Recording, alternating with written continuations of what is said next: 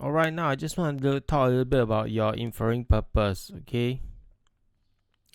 So your inferring purpose. Alright, this is a skill that's asking you to pick out the intention, right? The intention or the purpose of the author in making the source. Alright, so it's actually the intention. You're going to look out for the intention, alright? Intention or the purpose, okay, for creating the source. For creating the source. Okay, so the first thing to do, right, in order to find out the intention is you have to look at who is the author. All right, so we are exploring this chapter in social studies. All right, it's called good governance. All right, it's the government making good, fair, efficient decisions for the benefit of the country. Right, it's about the decisions for the benefit of the country. Right, are they good enough? Are they helping the country or are they harmful, right? Is it good? Is it beneficial? Or is it harmful? Right? Are the decisions made, the policies made, are they effective? Right? Or are they ineffective? So this is the issue of your chapter in social studies that your source base will be based upon, right? So it's good governance. Okay? Now, back to the main thing about purpose. The main thing about purpose is to pick out intention, right? Intention for creating the source. So first thing to do, look at the provenance, which is the line above the source. Check who is the author. From this author, you can already guess what is the intention. All right. So there's two kinds. There's two types of author for a regular case study in social studies. First author will be government. Okay, this includes PM or ministers. Okay, or it can be a government website. Government official, government website. Alright. Alright.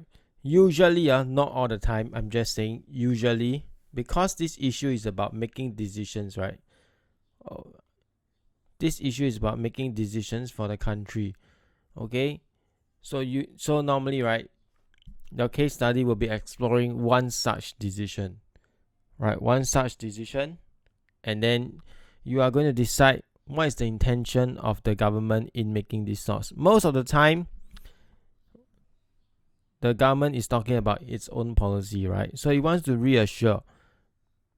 Most of the time, you want to reassure citizens or Singaporeans, right, of the policy. What about the policy? The effectiveness. Okay, it will always talk about positive things, right, to reassure citizens of a policy. Alternatively, it can also be to reassure citizens, right, that they are doing enough.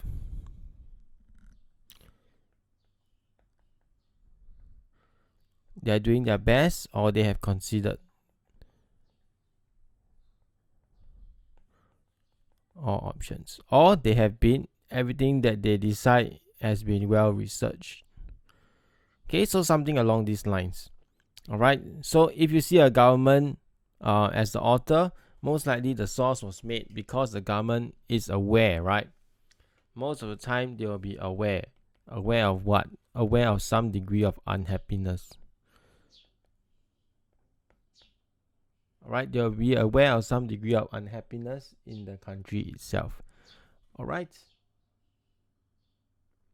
so they will want to create sources, pictures, photographs, or even cartoons meant to reassure citizens, infographics, right, that they are doing enough, right? They are indeed doing enough for the citizens, doing their best, considering all options, and they are everything they did is well researched. It's not thrown out from thin air, right? It's well researched.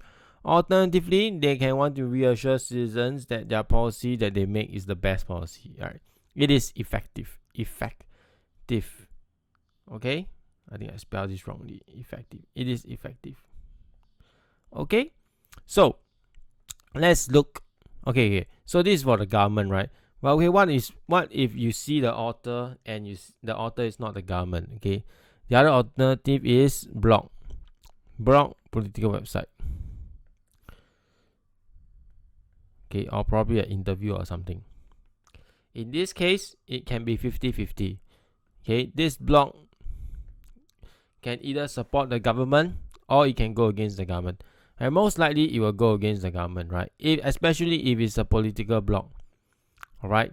So most of the time these blogs, right, and these online articles, right, they want to highlight the issue. The issue or the concern, right, with the policy. Alright. Okay, what type of concerns? Okay, whether it's effective, right, whether it's useful, right, whether it's beneficial, that kind of thing. Okay, or whether it's harmful. Most of the time. Alright. So they are trying to tell you what's happening on the ground, what's happening in society, how the policy actually affects the regular citizens. Most of the time they want to highlight certain issues and concerns, and most of the time it will be negative. Right. So the government side is most of the time positive, not always, most of the time. Whereas blog and political websites, most of the times they have something negative to say. Right, they want to highlight something, issue or concern, in hopes. Right, in hopes. Most of the time their audience, again, most of the time their audience is either the Singaporeans. If let's say the Singaporeans, then they hope, right, the Singaporeans will pressure the government. Pressure government to somehow change their policy, right? Alternatively, their audience can go directly to the government. Okay, they want to tell something to convince the government of something about their policy, right? Whether it's effective, beneficial, useful, or is it harmful, so that the government in turn will reassess.